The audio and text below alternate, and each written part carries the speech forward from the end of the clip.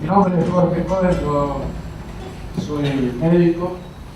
Comencé a interiorizarme de estos temas en el año 68, cuando empecé a la Facultad de Medicina, y me fui de esa facultad con el título en el año 79.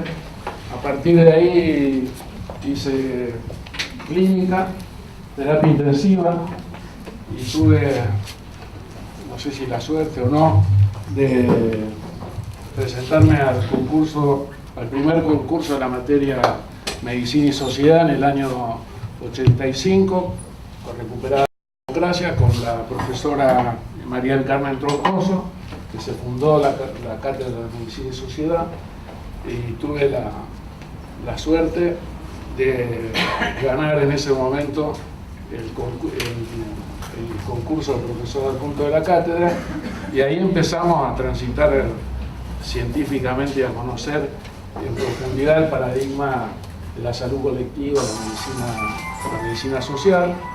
También era una cuestión muy esquizofrénica estar en terapia intensiva, desfibrilando, metiendo tubos, ¿no? Salir de ahí, ir a hablar de medicina social a los alumnos de primer año de la facultad, que se ponían el guardapolvo, el estetoscopio, y pensaban que eso era la medicina. O sea, yo estaba en ese juego esquizofrénico hasta que me decidí,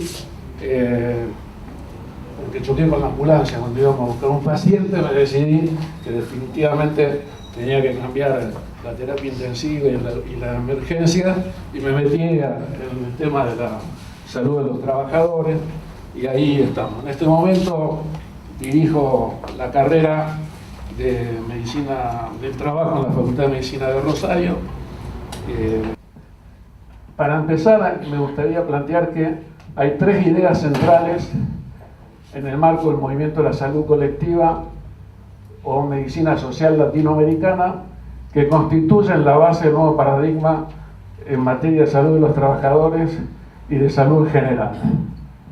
En primer lugar, el lugar central del proceso producción-consumo, es decir, la categoría reproducción social en la determinación del proceso salud-enfermedad-atención. Es decir, esta categoría, la categoría reproducción social, marca todo un desarrollo también dentro del movimiento de la salud colectiva hasta que se constituyó como categoría central del pensamiento contrahegemónico en materia de salud. En segundo lugar, la estrategia metodológica de participación activa de los sujetos sociales en la investigación de sus propias condiciones de trabajo y salud como base de la producción de ciudadanía, sujetos autónomos, de empoderamiento de los sectores populares, en el caso particular nuestro, los trabajadores. O sea, abro un paréntesis, toda nuestra labor de investigación la hemos desarrollado desde la Universidad de Rosario y en colaboración con otros compañeros en otros países, al lado de las organizaciones sindicales. Es decir, siempre investigando salud de los trabajadores desde el lado y al lado de los trabajadores y sus organizaciones. Entonces, esto de la estrategia metodológica también es otra de las cuestiones centrales del pensamiento, de la práctica del movimiento de la salud colectiva latinoamericana. Creo que también el hecho que haya tantos compañeros, ¿no?, que trabajan, que provienen de las disciplinas del trabajo social, de salud comunitaria, muestra de que esto ha sido un avance importante del paradigma en concreto. Y por último, y no por último, pero sí vinculado, es el desarrollo y la gestión de programas de monitoreo estratégico en materia de salud de los trabajadores como un instrumento del pasaje de la investigación y la capacitación a una acción transformadora. Es decir, que nosotros partimos de las categorías teóricas, aplicamos una metodología de investigación de carácter participativo, es decir, transformar a nuestro objeto de investigación en un sujeto activo de investigación de sus propias condiciones de vida y de trabajo, es decir, de sus condiciones de salud, como condición fundamental y necesaria e insustituible para producir transformaciones, tanto en la determinación de su perfil epidemiológico, la modificación de las condiciones que determinan justamente ese perfil epidemiológico. Entonces, los desarrollos del pensamiento en materia de salud de los trabajadores ha ido muy de la mano del avance de la medicina social latinoamericana, y reconoce en Giovanni Berlinger uno de sus pilares teóricos en los comienzos, a final de la década del 70, comienzos de la década del 90. Giovanni Berlinger luego continuó su desarrollo, falleció lamentablemente el año pasado, y es uno de los padres de la reforma sanitaria italiana, que introdujo un sistema único y universal de salud en Italia. En ese libro, Medicina y Política, aparece un fuerte fundamento científico, la necesidad de utilizar la categoría clase social para el análisis de los procesos de salud, enfermedad, y que la salud, la enfermedad, es un problema esencialmente político y de política antes que un problema biológico. Entonces, a partir de ahí, Giovanni Berlinger introduce esta categoría con mucha fuerza al tema de clase social. Entre paréntesis, muestra algo muy convincente, ¿no?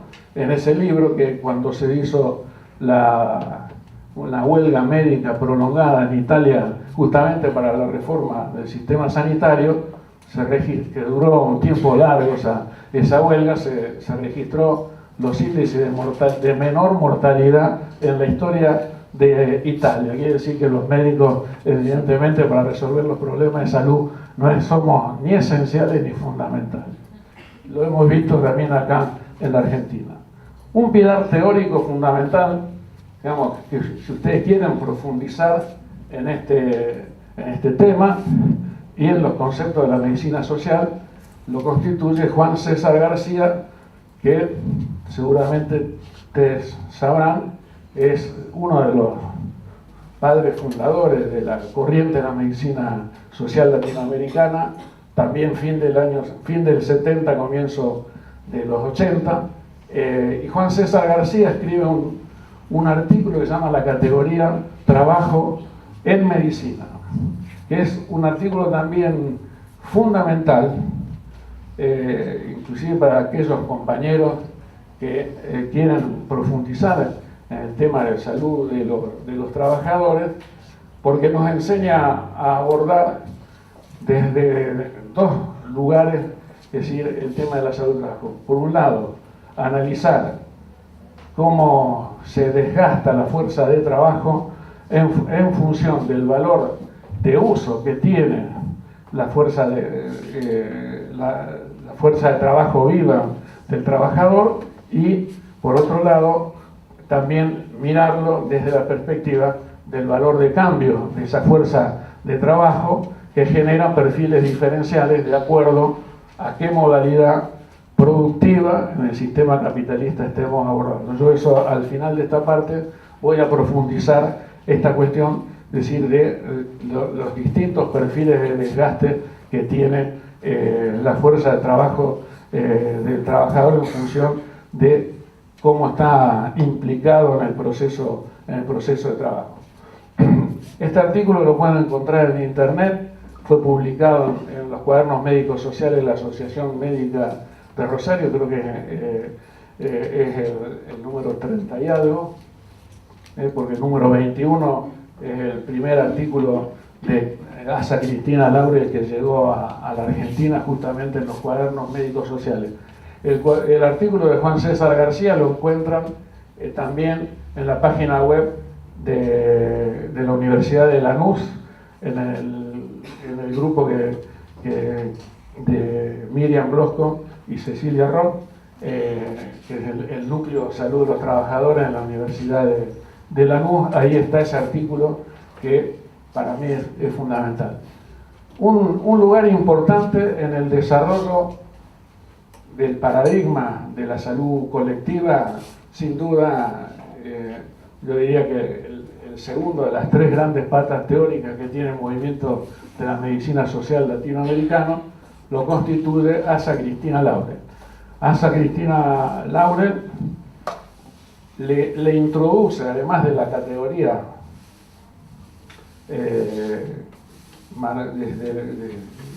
del análisis del proceso de producción y la categoría clases sociales al análisis del proceso salud-enfermedad, le introduce esta cuestión de la metodología, la incorporación de los sujetos a analizar sus propias condiciones de trabajo a partir de lo que es la salud, el trabajo y salud en Sicarza, que fue el primer trabajo que se hizo en una de las grandes acerías de México.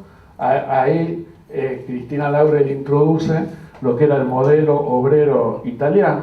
El modelo obrero italiano surge en un momento de ofensiva de la clase obrera en Italia, fines de los 60, comienzo de los años 70, y plantea un concepto hoy plenamente vigente en la Argentina, que es el tema de la autonomía obrera.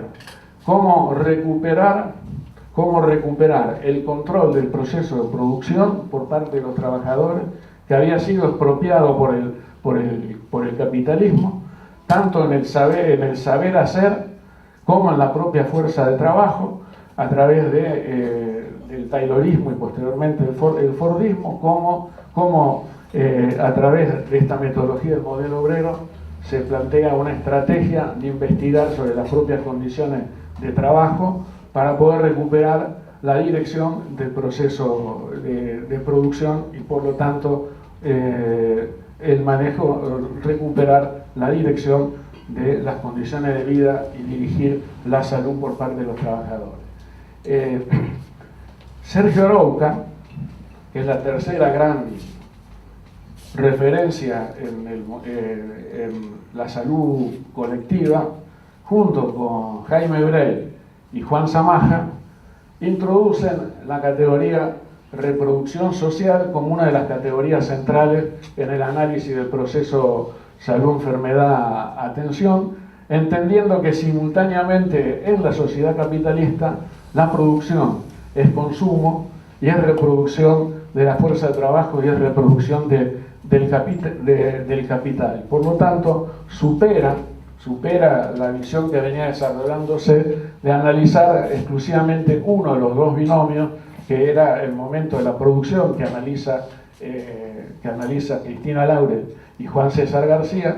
Sergio Arouca, Juan Zamaja, Pedro Luis Castellano, Jaime Brel introducen esta categoría de reproducción social para poder analizar de manera científica y en profundidad un objeto tan complejo como es el proceso salud-enfermedad-atención, y nos remiten a la necesidad de analizarlo en tres dimensiones. En una dimensión general, que es o estructural, una dimensión particular, que es la dimensión de los colectivos, ya sea de la clase, de la etnia, del grupo social que uno esté estudiando, y la dimensión singular, y la interacción que existe de lo singular, lo particular y lo general en la determinación del proceso salud-enfermedad y las características específicas que cada objeto que nosotros tomemos para estudiar, cada grupo de población que nosotros estudiemos, va a tener características distintas, formas distintas de enfermar, de vivir, de morir, de reproducirse y de asistir a la enfermedad, estando determinados por las mismas fuerzas sociales que en una sociedad y en un momento histórico determinado. Creo que esta visión de la categoría reproducción social, la simultaneidad de los procesos que configuran y determinan el proceso de salud-enfermedad y la posibilidad de desagregarlo en estos niveles singular, particular y general, nos permiten tener intervenciones eficaces en los 3 niveles. Ustedes ya vieron qué es lo que sucede cuando se quiere intervenir en un nivel con herramientas o instrumentos que no sirven. En general, vieron que los economistas neoliberales siempre repiten lo mismo. Repiten que ellos van a operar en la sociedad sin anestesia. Claro, recurren a una técnica para aplicar en lo singular, que es la cirugía. Quieren operar en el plano de lo estructural, que es la política, en el plano particular, y ya vieron el nivel de sufrimiento que lo que asona a los pueblos, y a la gente, a los trabajadores, es terrible. Por lo tanto, yo cuando me planteo, o sea, siempre hemos planteado esto del análisis de lo singular, lo particular y lo estructural, es para saber elegir las herramientas correctas en cada uno de los lugares que nosotros estamos interviniendo. Y esto lo aprendimos tempranamente cuando le hablamos a los estudiantes de primer año de medicina. Yo les decía lo mismo: mire, si llega alguien con una apendicitis o con un dolor de muela, sí, terrible, yo no le puedo venir a hacer el rollo de las categorías teóricas de la medicina social para resolvérselo. Yo le tengo que operar a la apendicitis para que no se transforme en una peritonitis, y le tengo que por lo menos hacer un tratamiento de conducto para que el pobre hombre deje de sufrir y pueda pensar en otra cosa que no sea su dolor de muela. Entonces, elegir las herramientas en cada momento significa tener claro esta cuestión y no perder de vista en qué nivel nosotros estamos actuando. Bueno, también en el desarrollo del pensamiento de la medicina social latinoamericana, este compañero que es Mariano Noriega, junto con Mariano Noriega, Óscar Betancourt y modestamente, yo muy corriendo de atrás, digamos, yo siempre me banco de suplente de ellos dos, hemos trabajado en esta parte de desarrollar los programas de monitoreo y vigilancia epidemiológica, pero autoaplicado por los trabajadores. Es decir, hemos trabajado casi 15, 20 años, después de aprender algunas lecciones de nuestros maestros, en cómo poder darle las herramientas a los trabajadores y a la población para que puedan hacer epidemiología, para que puedan tener y construir el dato desde su propia realidad, y a partir de ese dato poder enfrentar con mayor fuerza, que es la construcción y el apropiarse del propio conocimiento que producen para transformar la realidad. ¿Se imaginan que no es lo mismo sentarse en una mesa de negociación con la patronal a decir: a nosotros nos parece que el ruido y que está afectando a tantos compañeros, que sentarse y decir: nosotros hemos hecho un estudio y el 28% de los compañeros tienen hipoacusia severa, el 15% hipoacusia moderada, y un 20% está en zona de vulnerabilidad de quedarse loco, sordo y con la columna hecha bolsa. Entonces, aportar herramientas para que los trabajadores y la población construya o pueda construir el dato a partir de lo que el dato científico a partir de lo que vive es fundamental, y eso es lo que nosotros hemos trabajado bastante, y uno de nuestros más representativos ha sido Mariano Noriega, que trabajó junto con Cristina Laurel en esta cuestión. También quiero decir otra cuestión, me voy adelantando. Nosotros le hemos agregado otra cosa que a mí me parece que es muy importante desde el punto de vista de la epidemiología, tanto en materia de salud de los trabajadores como en cualquier otro espacio donde nosotros estemos trabajando. ¿Por qué? Porque nosotros introducimos un momento en la investigación participativa que es a un contenido alienante, a un trabajo monótono, repetitivo, a un ambiente de trabajo lleno de agresiones, de violencia laboral, tanto de los usuarios como al interior del grupo donde se trabaja. Todos esos son procesos destructivos, deteriorantes en el ambiente de trabajo.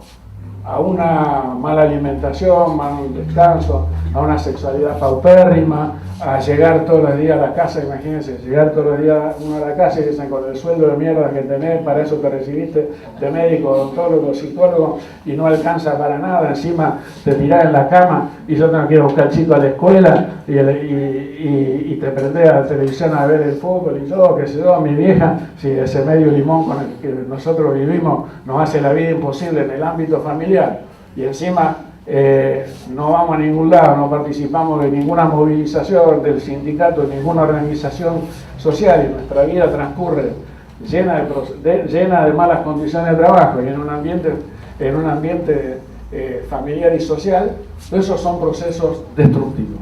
Entonces, ¿cómo se juega la salud-enfermedad? La salud-enfermedad se juega si en algún momento, si predominan los procesos saludables, transitamos nuestra vida más cerca del polo de la salud que del polo de la enfermedad. Es decir, que si tenemos buenas condiciones de trabajo, temperatura adecuada, buenas condiciones de trabajo, el trabajo es creativo, permite el desarrollo de nuestra personalidad, podemos ir avanzando en el trabajo, aplicamos creatividad, tenemos buenas relaciones con los compañeros, tenemos reconocimiento social, laboral, familiar, no solo por el salario, sino porque nuestro trabajo socialmente es considerado un trabajo útil, y si encima dormimos bien, tenemos una excelente sexualidad, tenemos una recreación activa, estamos en un grupo de teatro, vamos a la vecinal, al sindicato, nos enganchamos en todas las cuestiones, digamos, que nos producen satisfacción, nuestra vida está más cerca del polo de la salud que del polo de la enfermedad. Si por el contrario lo que predomina son los procesos deteriorantes, ¿sí? Transitamos más cerca del polo de la enfermedad que de la salud. Es decir, transitamos llenos de molestias, síntomas que después se transforman en una enfermedad. Hay una categoría muy interesante que maneja Christopher Rejour, que no voy a tener tiempo de desarrollar, que es la categoría normalidad sufriente. Muy útil la categoría normalidad sufriente. ¿Por qué? Porque es lo que anticipa a cuando una enfermedad tiene un nombre concreto. Es decir, nadie debuta con un infarto. Nadie debuta con una depresión que lo encierra en su casa y lo pone más cerca del suicidio que de la vida. Siempre hay cuestiones previas. Por eso hablamos de proceso salud-enfermedad. Por eso entendemos la salud-enfermedad como un proceso dinámico, activo, que comienza justamente en esta cuestión que no tenemos nada. Tenemos esta normalidad sufriente. Tenemos esto que nos duele el trabajo que realizamos. Nosotros, me acuerdo, la primera pelea que tuve con la autoridad de nuestra universidad fue alrededor de lo que consideraban los faltadores crónicos y los vagos, porque el rector tuvo la pésima idea, y la decana, que fue la que cambió el plan de estudio de manera revolucionaria en la Facultad de Medicina en el año 99-2000, tuvo la pésima idea de llamarme a mí para crear el área de salud y trabajo de la Facultad de Medicina y de la Universidad de Rosario. Entonces me dijeron, hacete cargo del control del ausentismo. Y yo usé un término maradoniano, le dije, no, venga, control de ausentismo no, programa de asistencia a los trabajadores ausentes por enfermedad. Y dentro de eso entonces decía, no, bueno, hay un montón de tipos que son los faltadores crónicos. Digo, no, son trabajadores que tienen dolor crónico sin diagnóstico y que fundamentalmente lo que le duele es el trabajo y es la realidad de todos los días. Bueno, esa es la gran discusión de última teórica que vamos a ver, que nosotros tenemos desde la concepción, cuando la UIA dice que acá, y cuando Triaca dice el TEM, y Macri dice acá el 1 de mayo, encima con esa desfachatez que lo caracterizó. El problema es el ausentismo, y los trabajadores, el ausentismo. El problema, o las adicciones en el trabajo. El problema no son ni las adicciones ni el ausentismo. El problema son las condiciones de trabajo que determinan que alguien, para sostenerse en ese puesto de trabajo, con esta normalidad sufriente, tenga que consumir algo para poder volver todos los días, porque ya su ideología defensiva del oficio se quebró, entonces ya no le es útil la negación, necesita algo para sostenerse y recurrirá a alguna sustancia o a la adicción a la que sea. También puede ser la adicción del sexo, como nos ocurre a todos los trabajadores de la salud cuando estamos rebasados por los pacientes. Ustedes vieron lo que sucede en los centros de salud. Por más que algunos pongan cara de ingenuo, el exceso de trabajo en los centros de salud lleva a una hipersexualidad patológica. Pero bueno, esto es entre paréntesis. Una vez dije esto en la Universidad de Chile y me agarraron unos momios pinochetistas de una oreja cada uno y me sacaron unas patadas, terminó la charla y ustedes, la Facultad de Ciencias Sociales, son un poco más benévolos y pueden hacer un chiste malo de estas características a esta altura de la charla. Pero bueno, por eso concreto esto. La categoría normalidad sufriente, que viene de la psicodinámica del trabajo, ayuda a entender y a explicar y a que ustedes puedan transmitir a la gente qué quiere decir cuando hablamos de proceso salud, enfermedad como un proceso histórico dinámico, y no de una enfermedad concreta en un momento terminal, sino que estamos hablando de lo que anticipa al síntoma y de luego a la enfermedad. De eso se trata. Entonces ese ha sido y es nuestro recorrido. Lo que en la realidad sucede es que a veces transitamos más cerca del polo de la salud y a veces más cerca del polo de la enfermedad, en un proceso dinámico de reconstrucción permanente para poder transitar por la vida. Y a medida de que predominan más a lo largo de la vida los procesos deteriorantes que los procesos saludables, cada vez volvemos con menos plasticidad a la condición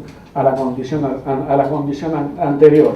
Esto es porque predominan los procesos de desgaste tanto en el momento sobre los procesos de reproducción, y eso hace que estemos más cerca del polo de la enfermedad que del polo de la salud. Eso fue a lo que nosotros arribamos, o por lo menos yo arribé después de unos cuantos años, desde el año 86 a la fecha, transitar leyendo y trabajando en el marco de la medicina social latinoamericana. Voy a saltar toda esta cuestión porque quiero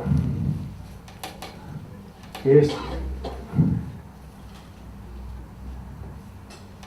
una definición, porque esto como es un curso me parece bueno reafirmar algunas categorías o definiciones. Una de los tantos intentos de superar la definición clásica de salud de la OMS es este informe técnico del año 75 que dice que la salud no es algo que se posea como un bien, sino una realidad. Es una forma de funcionar en armonía con su medio, trabajo, descanso, formas de vida en general. No solo significa verse libre de dolores y de enfermedades, sino también la libertad para desarrollar las capacidades funcionales. La salud se desarrolla y se mantiene por una acción recíproca entre el patrimonio hereditario y el medio local. Como el medio de trabajo constituye una parte importante del medio en que vive el hombre, la salud depende en gran medida, nosotros decimos, depende fundamentalmente de las condiciones de trabajo. Hemos avanzado y prácticamente se acepta esta definición de qué es las condiciones y medio ambiente de trabajo, que supera al marco teórico de la medicina del trabajo tradicional y de los marcos positivistas de definición de condiciones de vida o condiciones de trabajo. La definición de condiciones y medio ambiente de trabajo, desarrollada en la Argentina por el profesor Julio César Nefa, dice que están constituidas por los factores sociotécnicos y organizaciones del proceso de producción implantado en el establecimiento, condiciones de trabajo, y por los factores de riesgo del medio ambiente.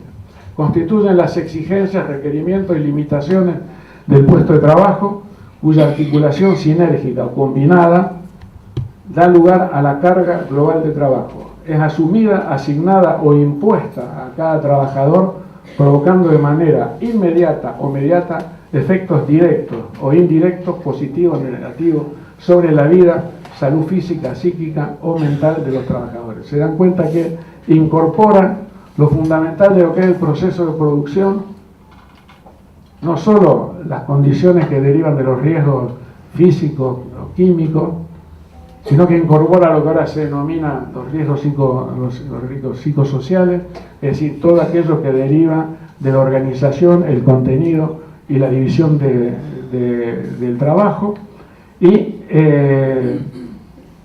define de esta manera. Fíjense, ahí tienen ustedes dos definiciones de lo que es enfermedad del trabajo desde dos concepciones distintas. ¿Qué dice la ley argentina, la 24557, sobre qué es una enfermedad del trabajo? Y ahí es lo que yo le digo, la lucha de los paradigmas, ¿no? Que como de una cuestión teórica no es académica, porque de acuerdo a cuál de estas dos se tenga en cuenta es lo que se le va a reconocer a un trabajador como enfermedad laboral. Entonces, la nuestra dice, se considera enfermedad profesional aquella que se encuentre incluida en el listado de enfermedades profesionales que elaborará y revisará el Poder Ejecutivo conforme bla, bla, bla. El listado identifica agente de riesgo, cuadro clínico y actividad en capacidad de determinar por sí enfermedad de trabajo. ¿Se dan cuenta? El listado identifica agente de riesgo, cuadro clínico y actividad. Positivismo puro. No estamos hablando ni siquiera de la famosa tríada. Jorge, disculpa, ¿de qué año es esa ley? 1996. ¿Es cuando salen las ART? Es cuando esta acompaña la creación de la aseguradora de riesgo del trabajo. Está vigente hasta el día de la fecha. ¿Qué dice la Ley Orgánica de Prevención y Condiciones de Medio Ambiente del Trabajo de Venezuela del año 2005? Se entiende por enfermedad ocupacional los estados patológicos contraídos o agravados como ocasión del trabajo o exposición a medios en el que el trabajador o la trabajadora se encuentren obligados a trabajar, tales como los imputables a la acción de agentes físicos y mecánicos, condiciones disergonómicas, meteorológicas, agentes químicos, biológicos, factores psicosociales y emocionales que se manifiesten por una lesión orgánica, trastornos enzimáticos o bioquímicos, trastornos funcionales, desequilibrios mentales, temporales o permanentes. Es una ley que incorpora el concepto integral de condiciones y medio ambiente de trabajo y el concepto de proceso, porque ya estamos reconociendo cuando hay un trastorno enzimático o funcional antes que un cuadro clínico como consecuencia de a qué estuvo expuesto el trabajo. Una ley tiene el objetivo de restringir los reclamos y la otra claramente tiene el objetivo de proteger la salud de los trabajadores. La preocupación fue siempre cómo bajar al campo concreto de la investigación o de la intervención estas grandes categorías, desde lo que es el proceso de producción, que es el enfrentamiento entre el capital y el trabajo, entre el capital con sus estrategias de generación del valor y los trabajadores con cómo gestionan su fuerza de trabajo y la resistencia a la explotación del capital, ya sea en forma cotidiana o excepcional, es decir, lo que sucede todos los días al interior del puesto de trabajo para resistirse a ser explotado o para dejarse explotar lo menos posible por parte del capital, y los momentos excepcionales que son los momentos de la lucha, la huelga, el conflicto. El proceso de producción tiene dos momentos: el proceso de valorización, es decir, ahí es donde la estrategia para la generación del plusvalor y la acumulación del capital, y tiene un proceso laboral concreto que es el espacio y la configuración técnica para la realización del trabajo, de un trabajo. Yo hablé de perfil patológico y perfil epidemiológico. Siguiéndolo a Jaime Brey, uno puede decir, ¿qué es el perfil patológico? El perfil patológico está integrado por el patrón de consumo o desgaste de la fuerza de trabajo. Es decir, el perfil de riesgo de procesos deteriorantes y el perfil de molestias, síntomas y enfermedades. ¿Y qué es el perfil epidemiológico? El perfil epidemiológico en materia de salud o enfermedad es la síntesis entre el patrón de consumo y desgaste de la fuerza de trabajo y el patrón o el perfil de reproducción de la fuerza de trabajo en el ámbito de la vida familiar y social. ¿Cuáles son las variables que integran el desgaste o la posibilidad de reproducción de la fuerza de trabajo en el ámbito familiar y social? ¿Qué es lo que hay que ver? El trabajo doméstico, el descanso, las relaciones familiares, el salario, qué acceso a bienes y servicios, el transporte, la recreación, la actividad social y gremial, y el contraste entre la valoración social y la autovaloración que tienen los trabajadores sobre el trabajo que realizan. Esto de la relación entre valoración social y autovaloración, cuando hay una coincidencia entre lo que yo pienso que vale mi trabajo y lo que la sociedad valora mi trabajo, hay un empuje hacia el polo de la salud mental.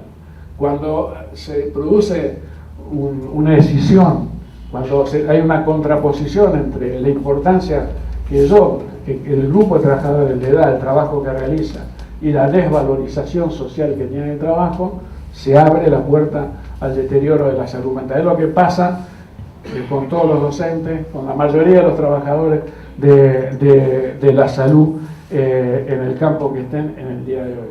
Tenemos una alta autovaloración del trabajo que realizamos y tenemos una profunda desvalorización social del trabajo que se realiza. Y estamos transitando en ese aspecto cerca del polo de la enfermedad y no el de la salud. Me parece, como es un curso más amplio de medicina social, esta diferencia entre perfil patológico, así que estoy hablando yo de perfil patológico, cuando hablamos de perfil patológico estamos hablando justamente de, en síntesis, cuáles son los principales síntomas que dominan en esa población, o cuáles son las patologías que predominan, las 5, las 10, que caracterizan a ese grupo y lo diferencian de otro grupo, por lo cualitativo y por lo cuantitativo, ¿sí? Eso es perfil patológico. En cambio, el perfil epidemiológico es una construcción más compleja que surge de contrarrestar este perfil de desgaste y el perfil de reproducción de la fuerza de trabajo. Penúltima cosa, para poder bajar a la operatividad. Todo proceso de trabajo tiene 4 elementos básicos. Uno, y fundamental, es el objeto de trabajo. Sin objeto de trabajo no hay proceso de trabajo. Es decir, sin aquello que se vaya a transformar como consecuencia de la interacción del hombre y los instrumentos, no hay posibilidad de trabajar. El objeto de trabajo puede ser material o inmaterial. Cuando estamos hablando de procesos de producción directa, ya sea en el sector primario o secundario de la economía, ya sea en la extracción de materia prima o en la manufactura, en los procesos de producción, hablamos de materia prima. Cuando hablamos de los procesos de trabajo en el sector servicio e inclusive en los sectores, estamos hablando de objeto de trabajo. Cuando hablamos, y este puede ser material o inmaterial. El segundo elemento son los instrumentos o medios de trabajo. No hay proceso de trabajo si no hay un instrumento para transformar el objeto o la materia prima. Es decir, eso es lo que diferencia al ser humano del resto de los seres vivos que viven sobre la naturaleza. Es decir, ustedes vieron alguna hormiga que tenga alguna herramienta de trabajo. La única hormiga que conozco que tiene una herramienta para reprimir es la ocaña, que tiene un micrófono para alcahuetear cosas que son falsas.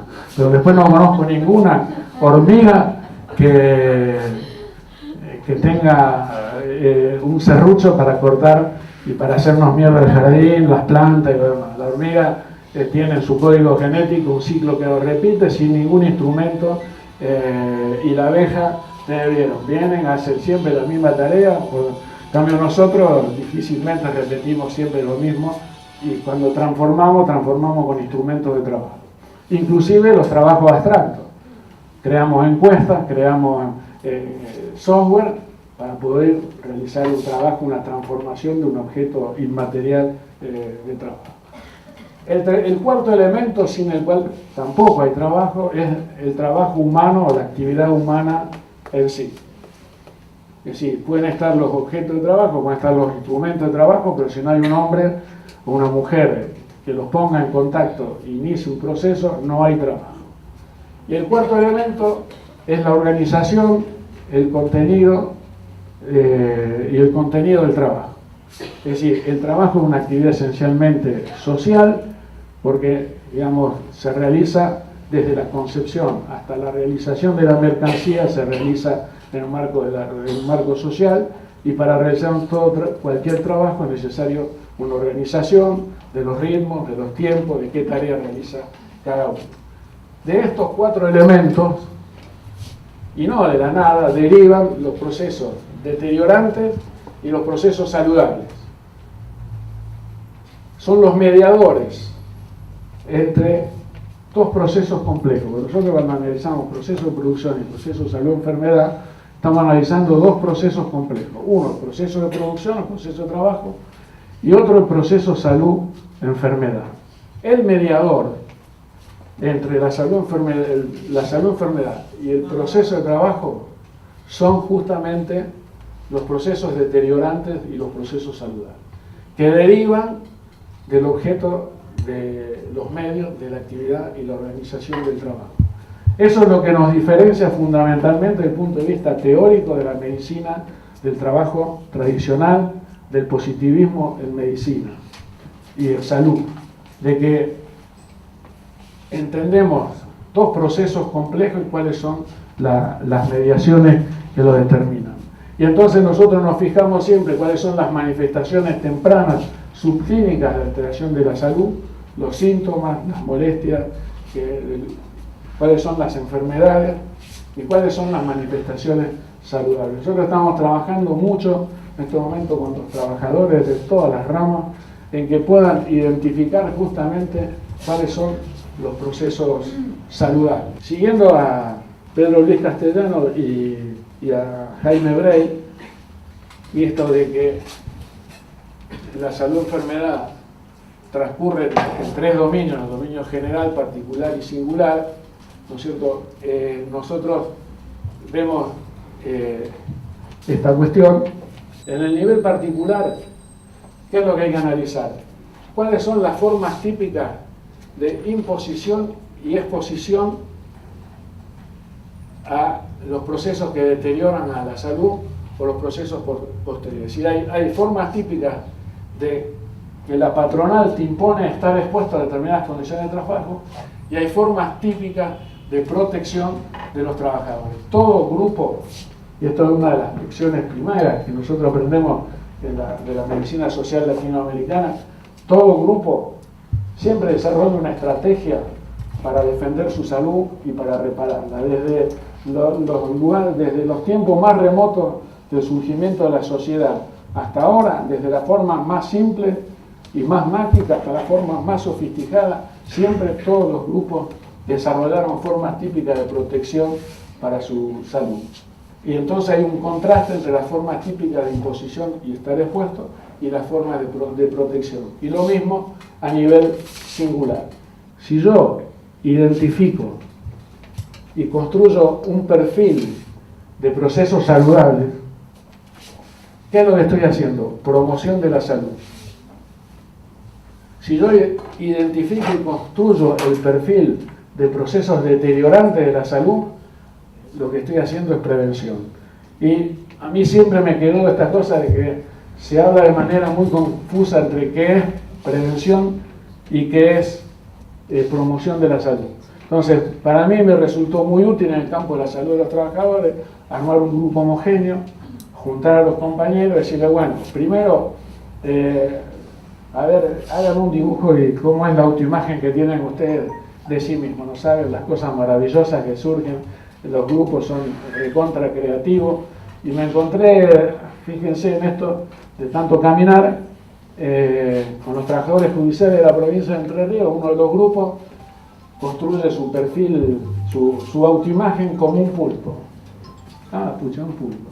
¿Y por qué un pulpo? Cuando el grupo expone, ¿y qué quiere decir este dibujo? Bueno, tenemos una cabeza que es el Poder Judicial y tenemos que tener un montón de manos para poder hacer todas las tareas que nos exigen. Es decir, que necesito ser un pulpo para poder atender a todas. Las enfermeras también han reproducido los medios y los maestros ni les cuento. El año pasado, o el anteaño, ya no me acuerdo, trabajamos con una cooperativa de trabajadores muy jóvenes en la localidad de Arroyo Seco, que empezaron en un programa del Ministerio de Trabajo de Capacitación para Jóvenes para formar gente para que trabaje en Grimoldi, ahí en Arroyo Seco. Y se dieron cuenta de que, como se formaban trabajando, dijeron, y si en lugar de formarnos trabajando, trabajamos para nosotros, entonces esa formación, ese aprendizaje, lo transformaron en una cooperativa que se llama El Bichino. Métanse, busquen, pueden comprar las zapatillas por internet, son muy buenas. Bueno, con ese grupo de chicos jóvenes que no superan los 30 años de edad, que empezaron un programa de capacitación, formaron una cooperativa, tienen en este momento, son 120, empezaron con un grupito de 30, son 120, empezaron a trabajar para ellos mismos. Hicimos toda esta historia lo mismo. Y en uno de los grupos aparece un pulpo. Y yo, pucha, ahí se me vino a la memoria el pulpo del Poder Judicial, que había que tener un montón de brazos para poder hacer todas las tareas. Entonces dijimos, bueno, el pulpo, ¿qué quiere decir este dibujo?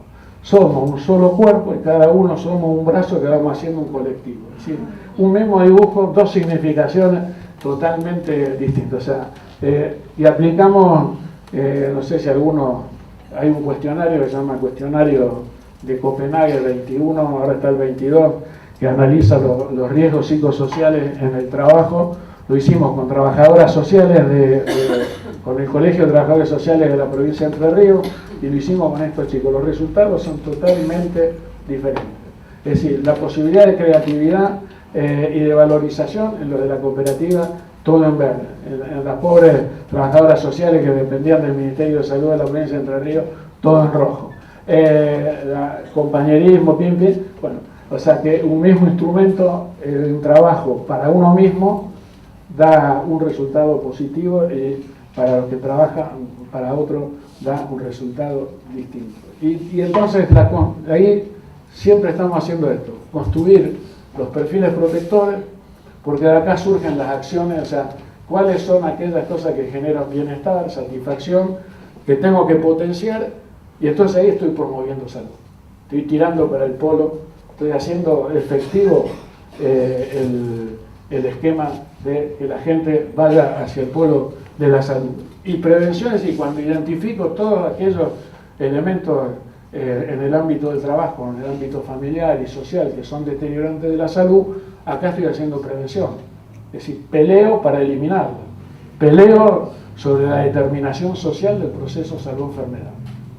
Esto tiene que estar presente en todo curso de medicina social de cómo surge en el año 1905, en realidad la batalla entre la medicina social y las concepciones de la salud en el marco de las damas de beneficencia.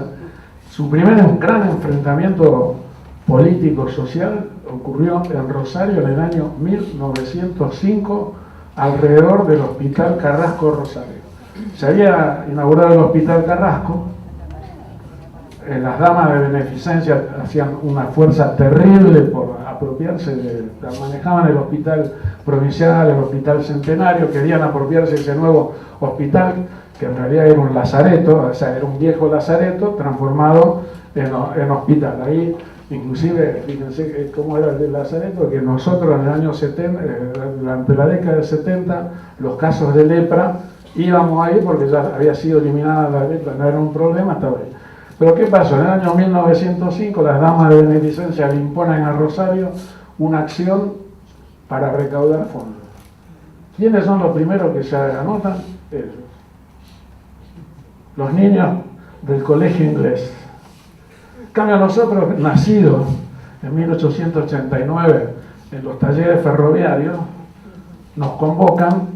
¿Y qué hacemos? El primer gran desplante histórico a las damas de beneficencia de la ciudad de Rosario y al clero rosarino que querían manejar la ciudad. Esa fue la primera gran confrontación social. Ahí parte la división entre leprosos ellos, canallas nosotros, que en realidad a todas las fuerzas populares siempre vieron, se las trató de canallas. Hoy los sucios, malos y feos somos todos kirchneristas, parecería ser, y ellos, digamos, los hombres pro de la alegría son los buenos. Bueno, así eso es la historia en la cual nace, digamos, un hito que no está escrito en la medicina social latinoamericana, en Argentina. En general se remontan a otras cosas, aparece Carrillo, pero antes de Carrillo apareció este hecho histórico que definió o la salud pública o la beneficencia y la salud privada. Bueno, tengan en cuenta, lo otro es que tengan en cuenta a los extremos que puede llegar la izquierda manipulando la historia.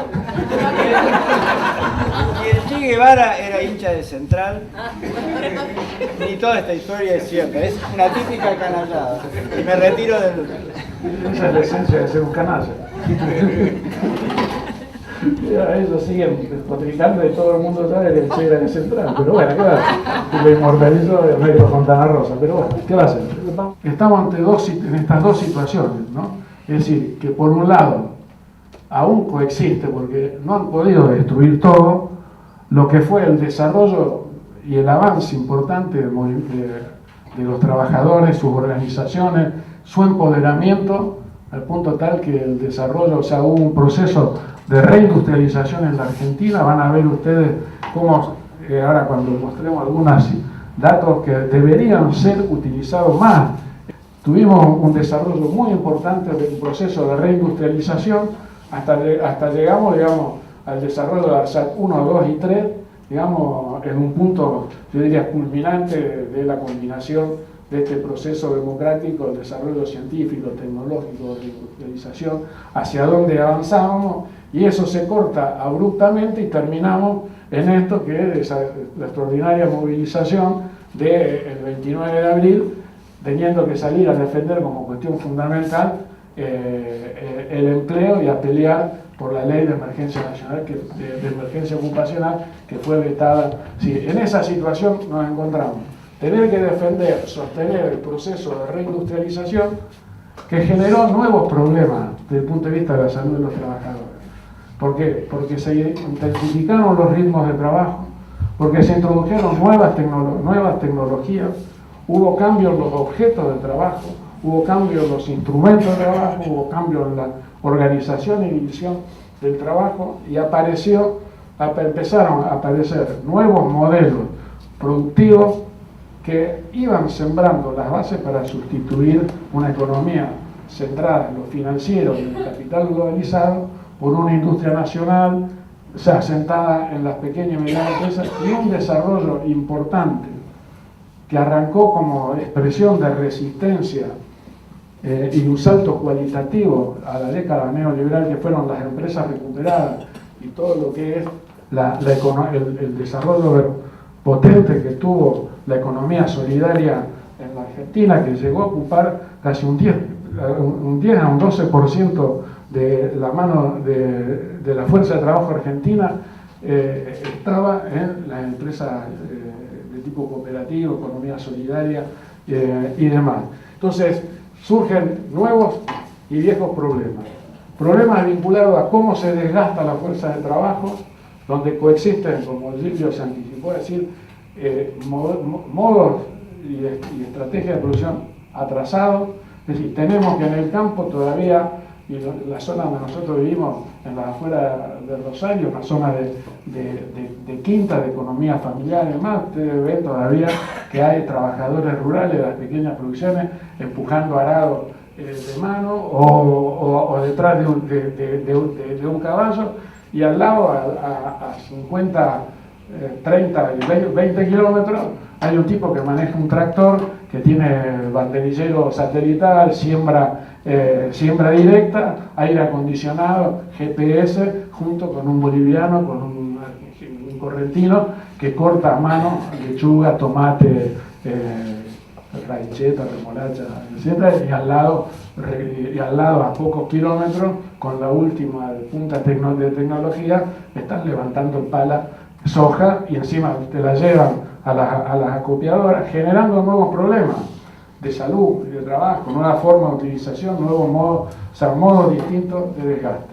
Tenemos obreros de la construcción que trabajan y fabrican ladrillos como en la época de los romanos, y tenemos una superindustrialización de la industria de la construcción que trabajan con producción computarizada, donde prácticamente entre el objeto de trabajo y la mano del hombre y el producto no hay absolutamente ningún contacto, generando modos distintos de desgaste. Por eso la forma, es decir, en la cual cada modo de producción tiene una forma distinta de generar un desgaste, y depende qué es lo central que el trabajador pone de sí para realizar esa tarea en ese proceso, va a tener un desgaste particular. Es decir, aquellos procesos de trabajo atrasados que requieren uso de mano de obra intensiva, con poca tecnología y muchas herramientas de mano, va a tener un alto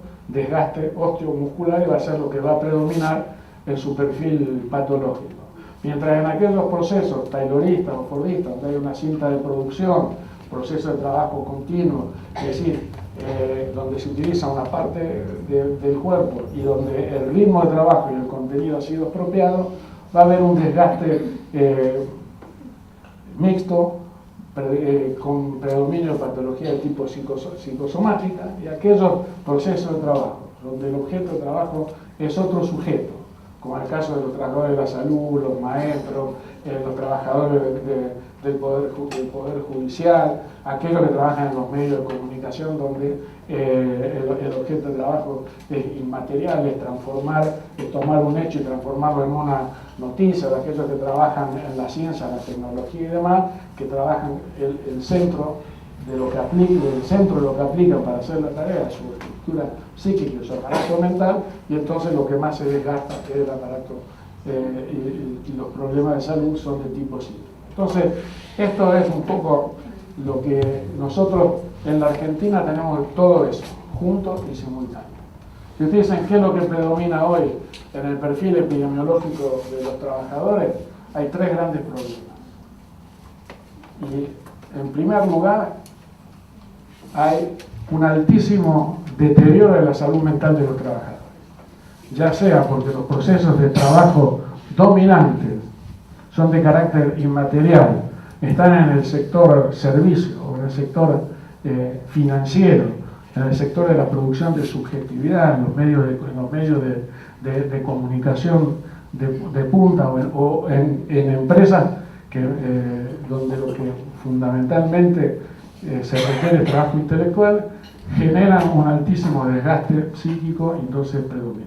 Segundo elemento que predomina en el perfil patológico de los trabajadores es un alto nivel de desgaste osteoarticular, en particular de las pequeñas articulaciones de aquellos trabajadores sometidos a lesiones por esfuerzos repetitivos, sea porque están trabajando en empresas que tienen una cadena de producción donde los ritmos de trabajo son intensos, industria frigorífica, la industria avícola, o los trabajadores que se la pasan escaneando en los supermercados, en los negocios, en los bancos. Lo único que hacen son pequeños movimientos, tienen altísimas lesiones por esfuerzos repetitivos de las pequeñas articulaciones, o trabajadores sometidos a altísimo esfuerzo físico con poca posibilidad de pausa. Entonces hay alto nivel de lesión de la columna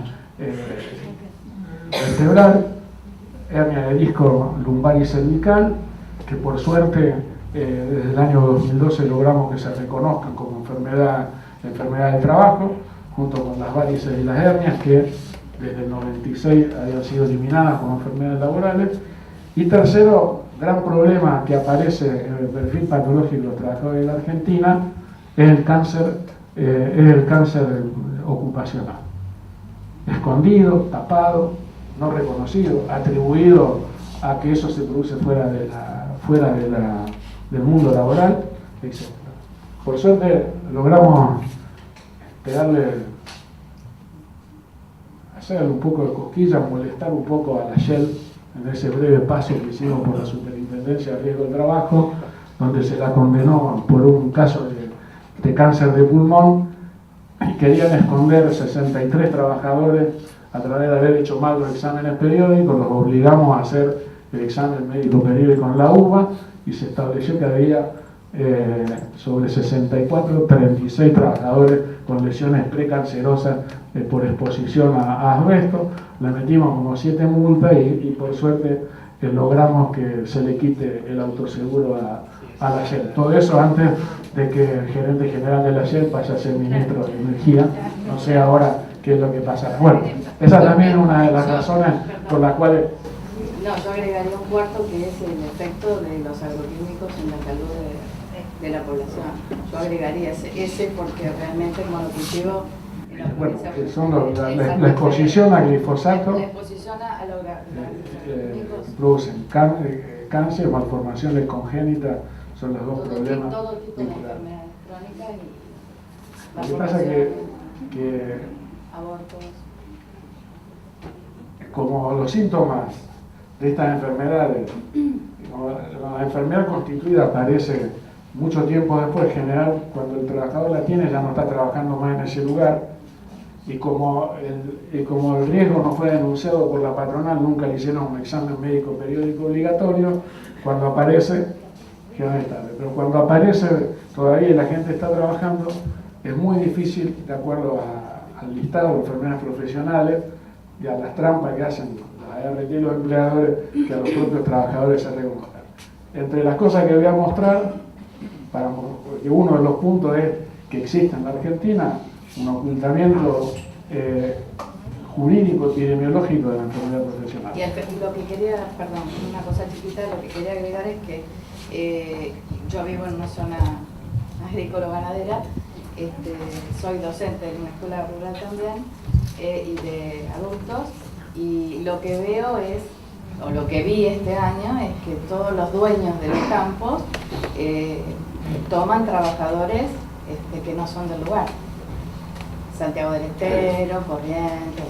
Esos trabajadores uno no los ve en el centro de salud, porque yo también trabajo en el centro de salud.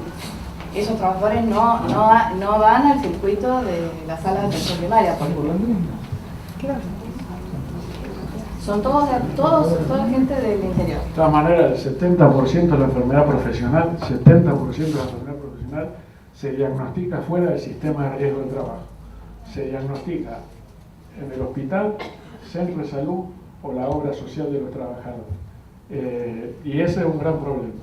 Y es un problema porque además el que está en el centro de salud lo ve como una enfermedad común y no lo reconoce como el lugar que ocupa el trabajo que la gente hace, o si lo ve es muy... Y otra cosa, la encuesta que uno tiene que hacer muchas veces cuando no quieren decir dónde trabajan, si son aplicadores, cómo lo hacen, si usan protección o no. Bueno, eso referido solamente a eso, quería decir nada. Una de las principales procesos deteriorantes hoy, y que está marcado en el informe de este año de la Organización Internacional del Trabajo, es decir, este año la OIT puso como tema central de la salud de los trabajadores el tema del estrés, los riesgos psicosociales y la precarización del empleo. Es decir, que el tema de la precarización del empleo, o sea, el trabajo negro, el trabajo inestable, esto que pasa con los trabajadores, con los santiagueños, el trabajo rural, sobre todo no tanto en la soja, en el trigo, sí en el maíz, porque el maíz, antes de ser cosechado por la cosechadora, necesita un uso muy intensivo de mano de obra, sacándole lo que es la flor, el esqueje, que se llama. O sea, hay que sacarle a la planta a mano, entonces traen la gente de Santiago del Estero, de Corrientes, la meten en unos containers que tienen apenas ventanitas. Tuve que pelear muchísimo con el superintendente por cuáles eran las condiciones, o sea, cuál era el alto que tenían, hasta dónde hay que pelear en cosas que parecen insignificantes pero son esenciales. Discutimos cuántos metros tenía que tener de largo el lugar donde iban a estar alojados. El alto, decían que con 2 metros de alto el lugar donde se alojaban los trabajadores rurales que iban a cosechar la vid, a hacer este trabajo, etcétera, era suficiente. y que una ventana cada 6 estaba bien porque total era un trabajo temporario. Hasta esa pelea, Y bueno, digamos, a eso había que dar. acompañémosle la desaparición de Renatea. Pero Como para- tampoco nunca pudimos entrar a Renatea. Ese también son las deudas, porque nunca, cuando tuvimos Renatea, perdimos tiempo, porque nunca pudimos entrar con el tema salud de los trabajadores agrícolas desde el Renatea, que hubiera sido un buen espacio para meter condiciones dignas de trabajo, hacer cumplir la ley de riesgo del trabajo, hacérsela cumplir a las patronales, hacer el examen de ingreso, hacer el examen Pero médico duró poco periódico, también el periodo hacer la de prevención. existencia de Renatea. Entonces, ¿cómo? Que duró poco también la Y existencia. sí, claro, bueno, ese fue también uno de nuestros problemas. Entonces, en esto del nuevo espíritu del capitalismo, a mí me parece que ahí Foster señala una cosa importante, ¿no? Es decir, en el régimen neoliberal de la autoexplotación, uno dirige la agresión hacia sí mismo. Es decir, esto es un fenómeno nuevo. Antiguamente lo denominábamos, digamos, cuando combatimos en la década del 90 el neoliberalismo y sus cosas, nosotros levantábamos la bandera de la culpabilización de la víctima. Pero lo poníamos en el otro polo, Gilio. O sea, lo poníamos la mirada desde que eso venía como una cosa que venía desde afuera. Acá lo que está planteando como fenómeno nuevo en este retorno del neoliberalismo es esta otra cosa, es decir, la agresión hacia sí mismo, que no viene desde afuera. Es decir, uno se siente culpable y desde ahí es como va operando. Sí, es toda esa construcción de esa subjetividad. Somos esto que decíamos la grasa militante, no sé cuál, todos somos parte de esa grasa militante, digamos. Entonces, con ese término despectivo, nos están transfiriendo, digamos, hacia nosotros.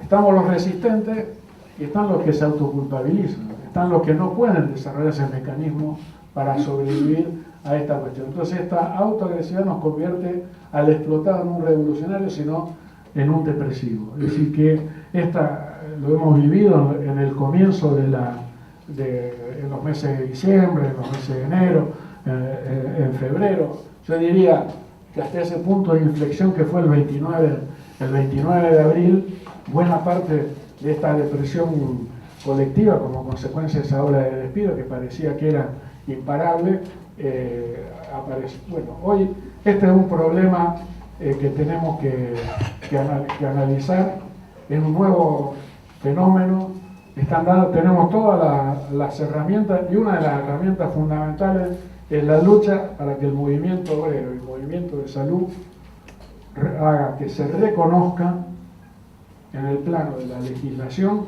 lo que se denomina los riesgos psicosociales y todo aquello que deriva de la organización, la división y el contenido de trabajo, que no está reconocido en la ley ni en el listado de enfermedades profesionales y por lo tanto no está sujeto ni a reconocer la enfermedad mental, ni los problemas de salud, ni siquiera el estrés laboral se considera como una enfermedad laboral. Pero si no se reconoce que las exigencias que derivan de la organización, la división, el contenido, la condición laboral, la relación laboral como una exigencia en el trabajo, no puede ser reconocida como enfermedad ni para el tratamiento, ni para la rehabilitación, ni para el resarcimiento económico.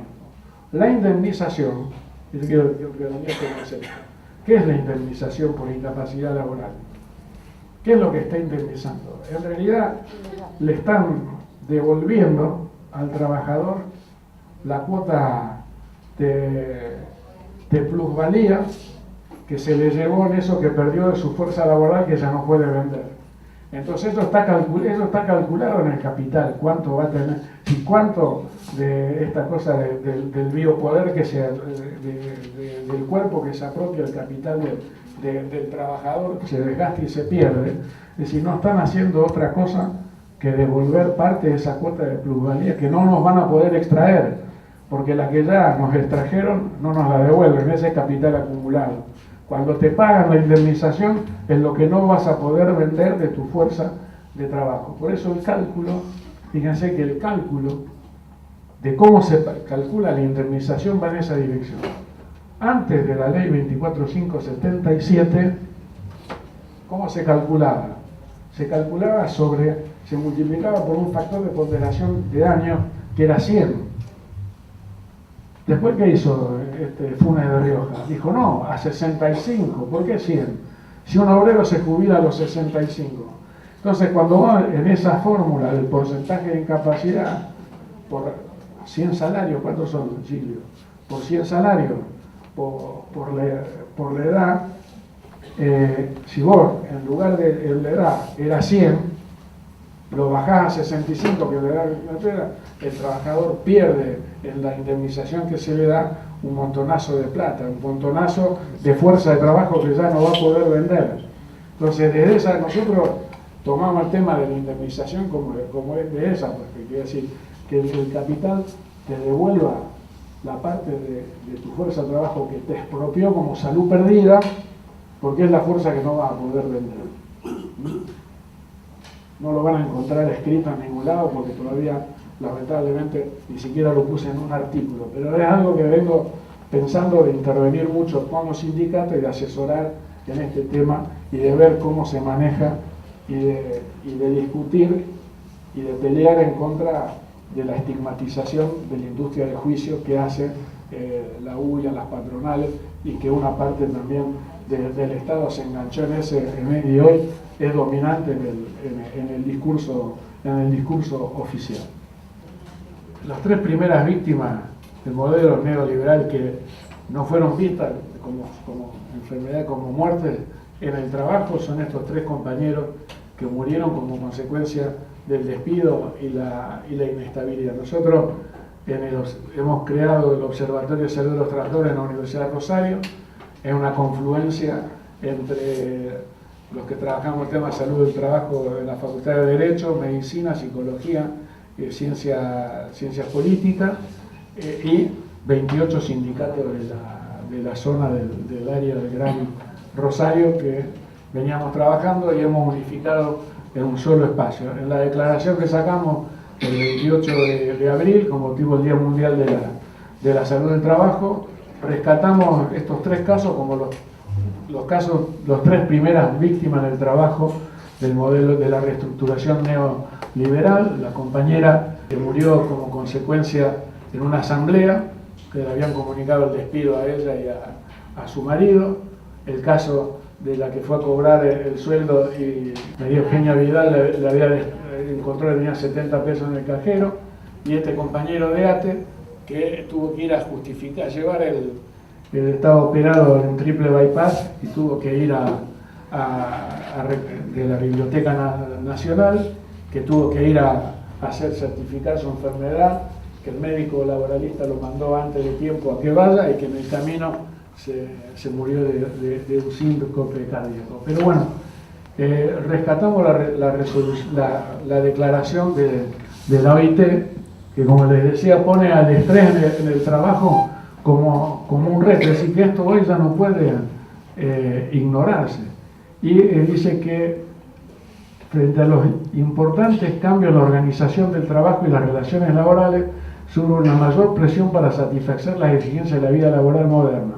El ritmo de trabajo marcado por la comunicación instantánea y los altos niveles de competitividad mundial hacen que la línea de separación entre la vida laboral y la personal sea cada vez más difícil de identificar. Es decir, que el estrés relacionado con el trabajo está reconocido en la actualidad como un problema global que afecta a todos los profesionales y trabajadores, tanto en los países desarrollados como en los no desarrollados. En este complejo contexto, el lugar del trabajo constituye al mismo tiempo una importante fuente de factores psicosociales y el escenario ideal para abordar el objeto a proteger la salud y el bienestar de los trabajadores. Por eso, mientras la OIT reconoce esto, en nuestro país esto sigue oculto.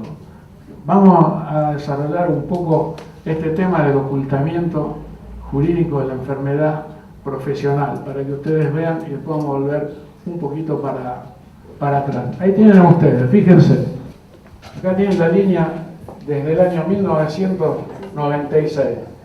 hasta del 2007 al 2014, siempre la misma cantidad de enfermedad profesional.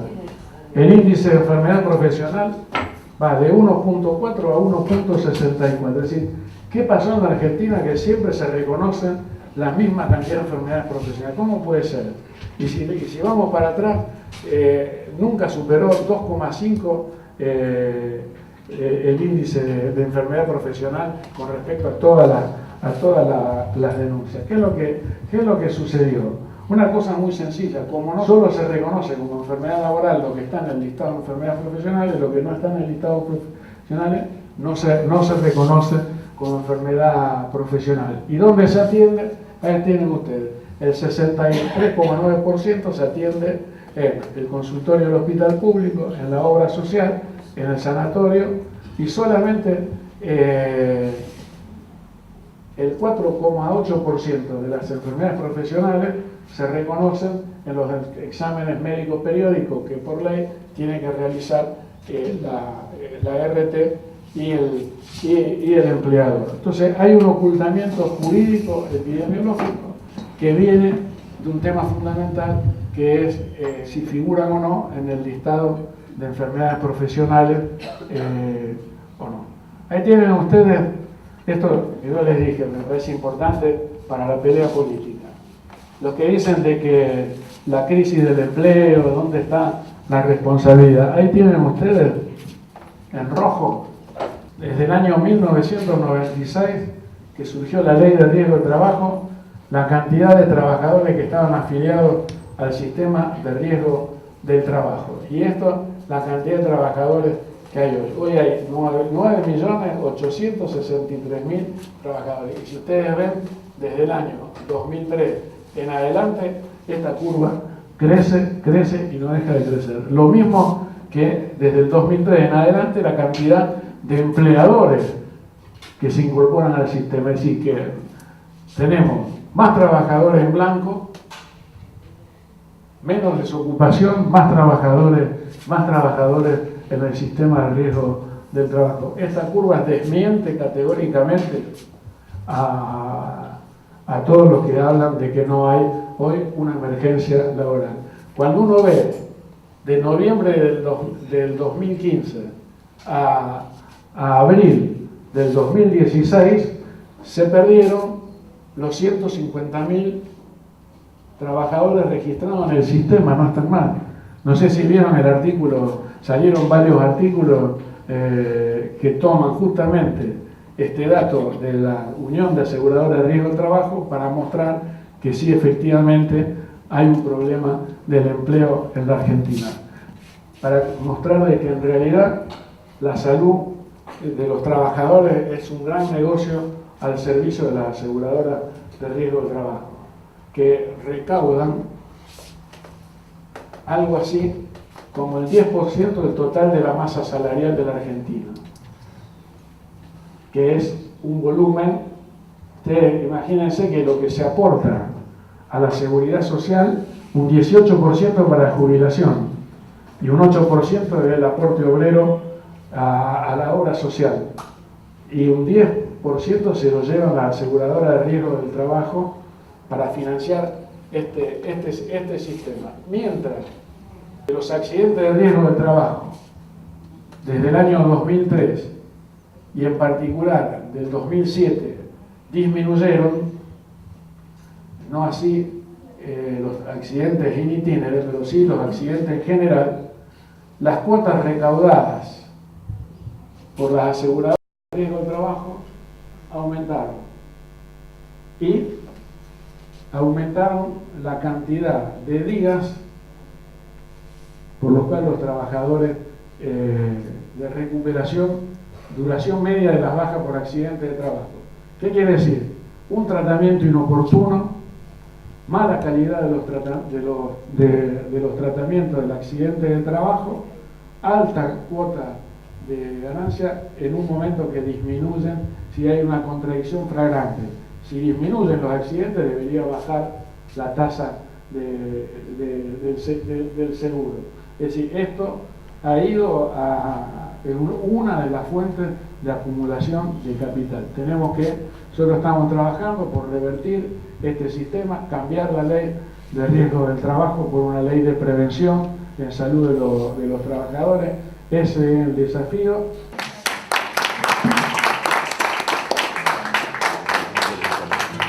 De amor, sin duda.